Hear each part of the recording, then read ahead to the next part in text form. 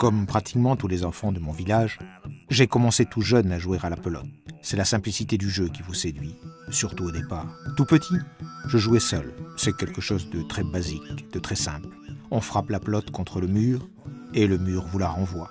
Je ne m'en lassais pas. Je pouvais passer des heures et des heures, hypnotisé par le va-et-vient de la pelote contre le frontis.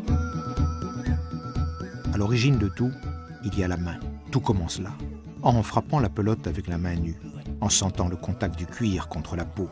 À partir de quelque chose d'aussi simple, on parvient à échafauder une partie incroyablement complexe. Le fronton, c'est comme un schéma élémentaire en 3 dimensions. Hauteur, largeur, longueur. Et la pelote, un point qui se déplace librement entre ces 3 coordonnées.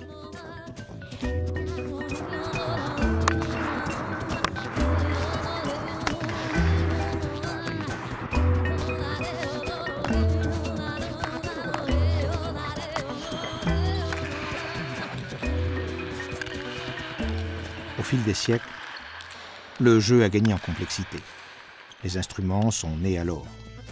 Au lieu de frapper la pelote à la main, on a créé différentes manières de la prolonger.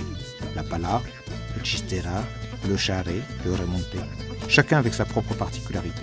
Les uns vous permettent d'imprimer de la vitesse à la pelote, d'autres une plus grande précision. D'un sport, il en est né une multitude, tous frères, tous différents.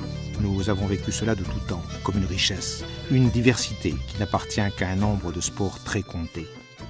De plus, au fil du temps, on a vu apparaître différents types de frontons, aux dimensions différentes dans lesquelles jouer, et cela, naturellement, a encore augmenté les spécialités possibles, les différentes combinaisons d'instruments et d'aires de jeu. Cette diversité a pris de l'ampleur, à mesure que la pelote gagnait le monde entier. Le jeu, qui se réduisait au départ à notre pays, avec la main et contre un mur, se pratique de nos jours dans le monde entier. Du Mexique aux Philippines, de l'Inde aux États-Unis, la pelote ne cesse de conquérir des adeptes. Mais cette effervescence ne va pas sans entraîner un risque à son tour. Une telle diversité, tant de spécialités, de cancha, de pays sur les rangs, il fallait standardiser le jeu à un moment quelconque. C'est à quoi nous nous attachons. Notre volonté étant que le fronton 2020 soit le nouveau standard de la pelote dans le monde, et que cela permette à d'autres pays de se joindre à notre sport. Nous aspirons à être discipline olympique. Nous avons choisi les instruments les plus représentatifs et une seule aire de jeu sur laquelle jouer. Et cela nous aide à nous rencontrer et à organiser la compétition, à nous comprendre entre sportifs de pays très différents. Le fronton 2020, c'est notre point de rencontre. L'important est toujours là. La simplicité du jeu, les valeurs qui ont été associées de toujours, la noblesse, le fair play.